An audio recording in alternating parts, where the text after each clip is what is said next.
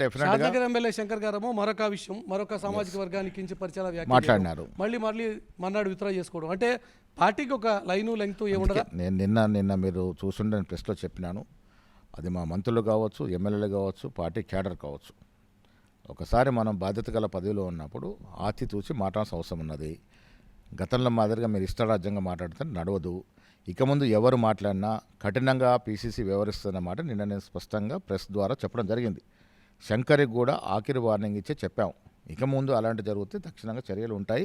ఇది అందరికీ వర్తిస్తుంది, రేపు మంత్రులకు వర్తిస్తుంది, ఎమ్మెల్యేలకు వర్తిస్తుంది, చిన్నసాటి కాంగ్రెస్ కార్యకర్త కూడా వర్తిస్తుంది. కాంగ్రెస్ పార్టీ ఏ జాతి అని ఏ కులం అని ఇంకో కులం గారి గురించి మాట్లాడితే సహించదు, దాన్ని సమర్థించదు. దీని విషయంలో కఠినంగా ఉంటారన్నమాట నిన్న ప్రెస్ ద్వారా చెప్పడం జరిగింది. కానీ మహేష్ కుమార్ గౌడ్ గారు మీకు ఇప్పుడున్న పరిస్థితులు గమనిస్తూ ఉంటే మీకు మీ మీదే ఒక రకమైన ఫీలింగ్, మనము వెపన్ లేనటువంటి ఒక యుద్ధం చేస్తున్నాము అనేటువంటి ఒక ఫీల్ మీకు అనిపించట్లేదా? ఈరోజు ఒక ఆయుధం లేకుండా యుద్ధానికి వెళ్ళేటువంటి పరిస్థితి, లేకపోతే చర్యలు తీసుకోలేనటువంటి నిస్సహాయ స్థితిలో ఉండిపోయామనేటువంటి ఒక పరిస్థితి మీకు అనిపిస్తుందా? ఎందుకు అనిపిస్తుంది? ఎక్కడ మేము ఆయుధం లేకుండా హెచ్చరిస్తున్నారా తప్ప ఏ చర్యలు తీసుకోలేరు కదా మీరు. ఇప్పుడు ఎకాఎకిన ఉన్న ఫలంగా చర్యలు తీసుకోలేము. మర్డర్ చేసిన వాడికి కూడా ట్రయల్స్ నడుస్తాయి. మనం తప్పు మాట్లాడినప్పుడు హెచ్చరిస్తాము, ఒకసారి రెండుసార్లు అవకాశం ఇస్తాము, మూడోసారి వెయిట్ పడుతుంది.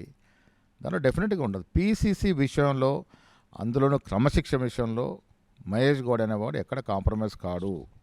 అది ఎంతటి పెద్దవాడైనా తప్పు చేసినప్పుడు శిక్ష తప్పదనే మాట నేను బాటంగానే చెప్తా ఉన్నాను. నేను సిఎల్పి మీటింగ్లో చెప్పినాను ఈ మాట, పీసీసీ కార్యవర్గ సమావేశంలో చెప్పినాను. ఎవరైనా గీత దాటితే వేటు తప్పదు. 1-2 మార్లు అవకాశం ఉంటుంది, మూడోసారి వేటు తప్పదు. అది పార్టీ సిద్ధాంతం, పార్టీ ప్రణాళిక.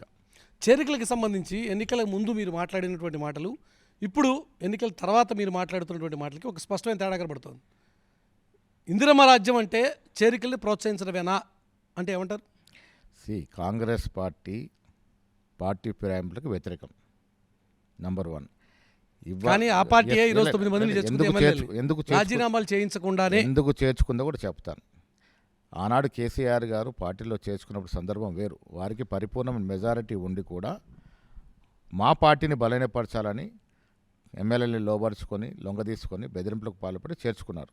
అదొక అంశం. ఇవాళ మా